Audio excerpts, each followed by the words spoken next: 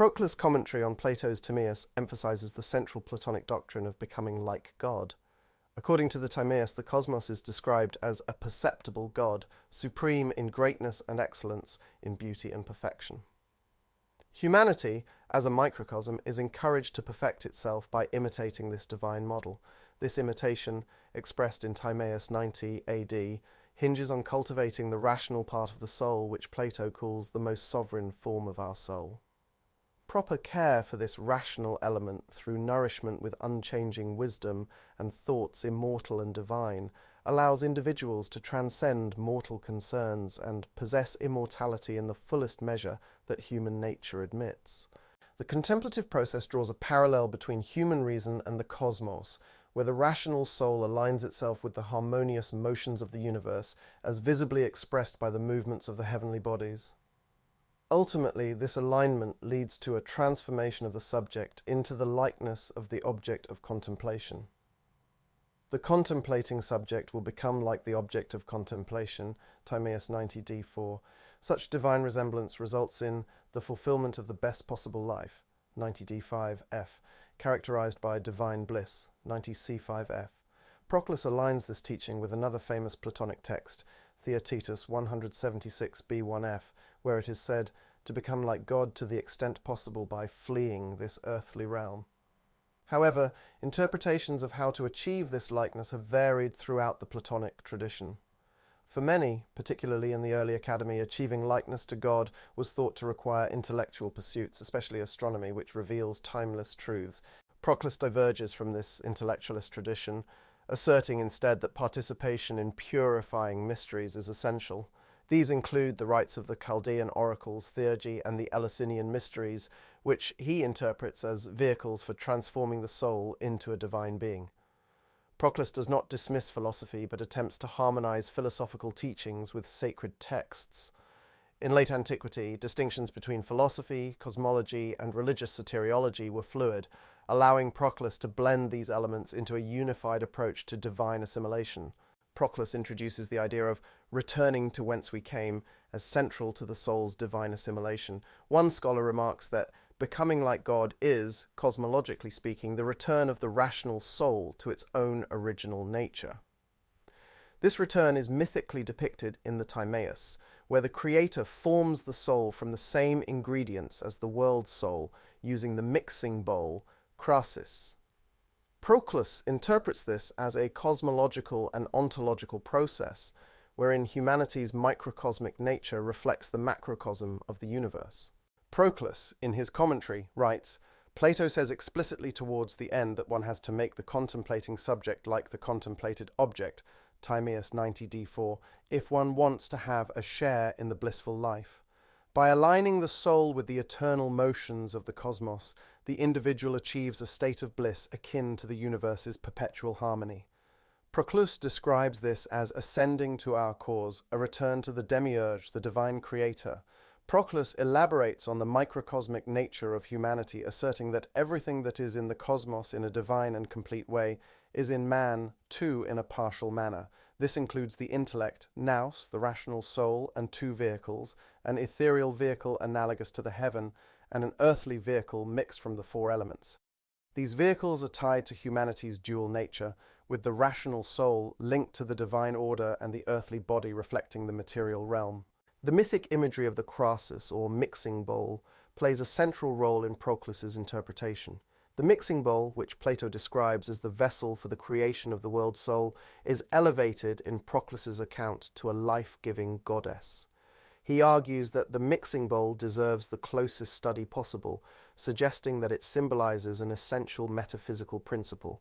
For Proclus, this goddess, derived from Orphic and Chaldean traditions, embodies the source of life and the means of the soul's return to its divine origin. Proclus turns to the question of how the soul achieves salvation, focusing on the pivotal role of purification and mystery rites.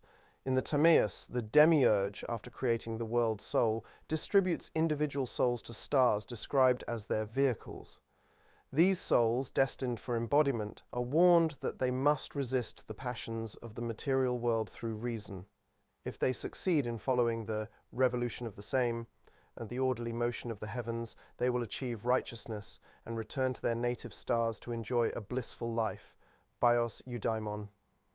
Failure to do so results in reincarnation into lower forms, including women and animals. Proclus describes this process as a liberation from the circle of generation, a term derived from Orphic mysteries referring to the endless cycle of birth, death, and rebirth. He explains, "The unique salvation of the soul is shown by the demiurge, the salvation that sets free from the circle of generation and the many wanderings and the useless life. Salvation entails the soul's ascent toward its noeric intellectual form and its rejection of all material accretions acquired during embodiment. Proclus metaphorically compares the soul to a seed which must shed its husk to blossom as a noeric flower and fruit. This imagery, according to Proclus, finds its roots in the Eleusinian mysteries, which were foundational to ancient Greek soteriology. He quotes an Orphic text to illustrate the goal of these rites. The followers of Orpheus, who have been perfected by Dionysos and Kore, hope to obtain in their desire to quit the circle and to get a break from their misery. Dionysos and Kore, central figures in Orphic and Eleusinian theology, represent purification and transformation, preparing the soul for its ascent to the divine realm. Proclus distinguishes between the earthly vehicle, the body, and the ethereal vehicle, the soul's divine counterpart. While the ethereal vehicle is an integral part of the soul's eternal nature, the earthly vehicle, composed of the four elements, is a temporary accretion. Proclus emphasizes the need to shed this earthly vehicle through purification, describing it as a process of separation from materiality. This purification is achieved through what he calls the telestic life, a life devoted to mystery rites, teletai, such as those outlined in the Chaldean oracles. In his commentary, Proclus states, "The greatest contribution, to my mind at least, is made by the telestic life, when it removes through divine fire all the defilements caused by generation. The Chaldean oracles advocate for purification by fire, which symbolically removes the irrational and material elements clinging to the soul. Proclus's synthesis of Orphic, Chaldean, and Platonic elements underscores the compatibility of these traditions in his soteriological framework." Significantly, Proclus departs from the traditional Platonic focus on intellectual pursuits like astronomy as the primary means of salvation. He aligns instead with the Chaldean warning to flee the scientific study of the universe, to enter the sacred paradise of piety. For Proclus, salvation is fundamentally a theurgical and mystical process, requiring active participation in rituals that elevate the soul beyond the material realm. Proclus examines the mixing bowl, crater, a central image in Plato's Timaeus, and reinterprets it as a goddess of life and salvation. In the Timaeus, the mixing bowl is where the demiurge blends the ingredients for the world soul and the individual souls. Proclus elevates this symbolic vessel into a divine figure, the life-producing goddess, equating her with Rhea and Hecate from Orphic and Chaldean theology. This reinterpretation reflects his broader aim of harmonizing Platonic philosophy with the sacred texts of the mysteries. Proclus opens his discussion by asking whether there are two distinct crateres, one for the world soul and another for individual souls, or whether the same crater is used for both. Aligning with Syrianus, his revered teacher, Proclus asserts that there is only one universal crater. He writes, "This goddess comprehends in herself all the causes of life. Plato calls her crater because she is the source of the life of soul." The singular goddess, known in Orphic theology as Rhea, and in Chaldean theology as Hecate, serves as the intermediary between the divine nous, intellect, and the demiurge, bridging metaphysical and cosmic levels of reality. Proclus emphasizes the ontological rank of this goddess, placing her on equal footing with Zeus, the demiurge. She generates all types of souls, hypercosmic, incosmic, and human. Rhea is the unique life-producing goddess, the source of the procession and generation of all souls, Proclus writes, stressing her fundamental role in the cosmos. Through her divine activity, she provides the vehicle necessary for the soul to ascend back to its origin. Proclus also clarifies common misunderstandings regarding Hecate. He rejects the notion that Hecate is the world soul, a position he attributes to flawed interpretations. Instead, he insists that Hecate produces the world soul, but exists on a higher ontological level. Hecate stands in a very distant relation to the individual human souls, and hence cannot act as a mediator between us and the gods. Proclus argues. Instead, her role is to generate mediators, such as Hera and the world soul, which facilitate the salvation of human souls. Proclus further explores the divine hierarchy by analyzing the triadic structures associated with Rhea, Demeter, and Persephone. This triadic framework is central to Neoplatonic metaphysics, where all causes emanate and return in a structured manner. He identifies Rhea as the Great Mother, equated with Demeter when she gives birth to Zeus, the demiurge. Proclus quotes Orphic theology. Though Rhea before, when she came to be the mother of Zeus, she became Demeter. This dual identity highlights Rhea's transformative role as both a cosmic generator and the initiator of divine processes. The triad extends to Persephone, or Kore, the daughter of Demeter. Proclus presents Persephone as a reflection of Rhea with her own internal triadic structure. The highest aspect of Persephone is Artemis, or Hecate, associated with divine purity. The middle aspect represents Persephone's role in the psychic realm, governing the production of beings. The lowest aspect is Athena, concerned with virtue and the soul's reversion to its source. This triadic schema emphasizes the cyclical nature of emanation and reversion.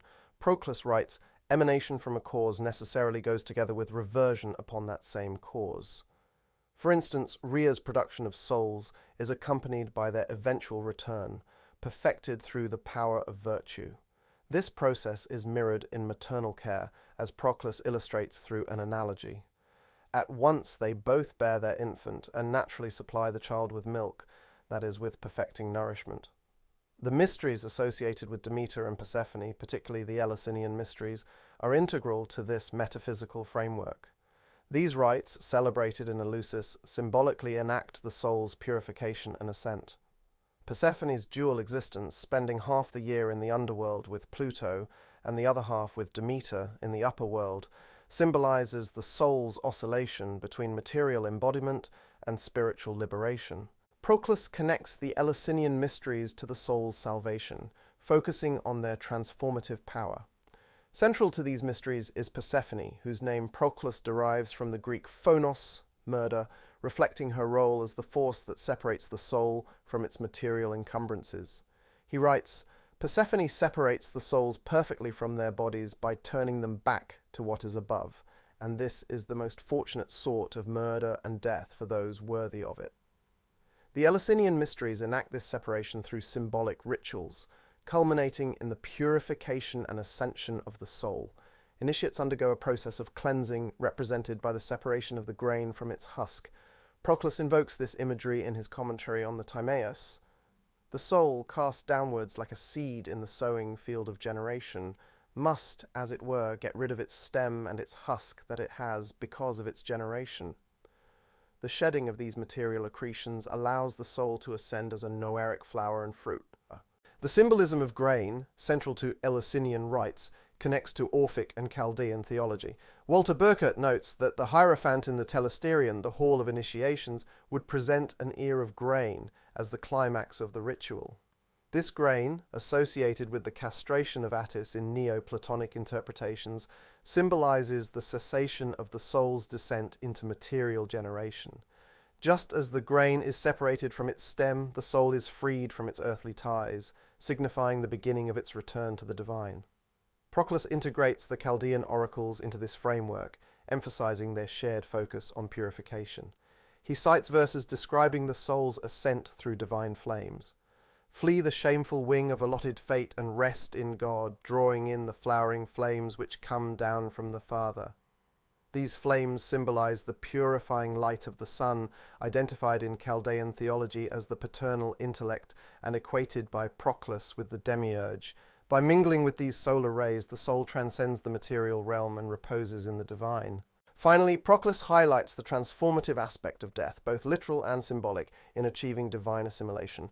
The Eleusinian mysteries, alongside the Chaldean rites, allow initiates to experience a kind of ritual death, freeing them from the constraints of embodiment.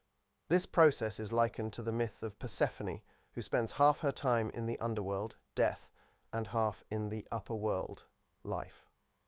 Proclus concludes that such rites prepare the soul for ultimate union with the divine, embodying the Platonic ideal of becoming like God. Proclus explores the concept of theurgical death as a symbolic and transformative process central to the soul's salvation. Drawing on both Platonic and Chaldean traditions, he frames death as a separation of the soul from the material body, enabling it to ascend toward its divine origin. Theurgical practices, particularly those described in the Chaldean oracles, enact this symbolic death through ritual. Proclus notes, "The theurgists order the burial of the body, with the exception of the head, in the most secret part of the mysteries.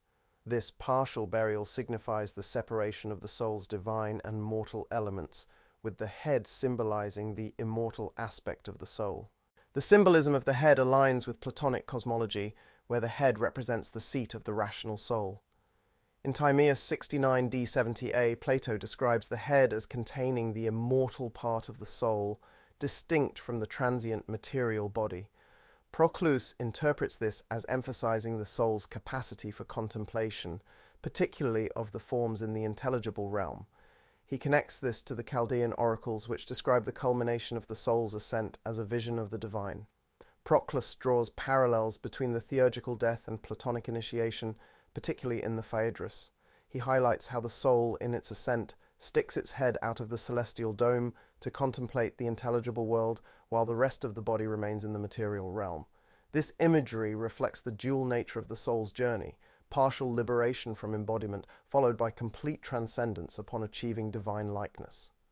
Proclus triumphantly concludes that the teachings of the oracles and of Plato are in perfect harmony, emphasizing the compatibility of Chaldean theurgy with Platonic philosophy. The concept of death as liberation is further reinforced by Proclus's interpretation of Persephone's role in the Eleusinian mysteries. Persephone, associated with the separation of the soul from the body, exemplifies the transformative power of theurgical death. As Proclus states, she separates the souls perfectly from their bodies, enabling them to ascend to the intelligible realm. This alignment between Chaldean and Eleusinian traditions underscores Proclus's belief that purification through ritual is essential for achieving divine assimilation. Marinus's Life of Proclus provides a biographical lens through which Proclus's theories on becoming like God are exemplified. Marinus, Proclus's student and successor, organizes the biography according to the Neoplatonic hierarchy of virtues, demonstrating how Proclus embodied each stage of ascent. These virtues, in ascending order, include physical, moral, political, purifying, contemplative, and theurgic virtues. Proclus's commitment to the purificatory virtues is particularly emphasized. Marinus describes how Proclus engaged in daily and nightly purification rituals, including Orphic and Chaldean practices. He notes, "Day and night he occupied himself with apotropaic rites, sprinkling lustral water and other purifying rites, sometimes Orphic ones, sometimes Chaldean ones." These rituals were not merely symbolic, but actively contributed to the separation of the soul from material attachments. Even in his old age, Proclus maintained these practices, demonstrating his unwavering dedication to the purificatory path. Marinus highlights Proclus's belief that becoming like God requires complete separation from the material realm. This separation is achieved not only through physical purification, but also through the refinement of desires and intentions. Marinus states, "The purifying virtues, completely separate and free us from the truly leaden weight of generation and make an unhindered flight from this world." Proclus's disciplined lifestyle, including monthly sea baths and adherence to strict ritual customs, reflects his commitment to achieving divine likeness through detachment.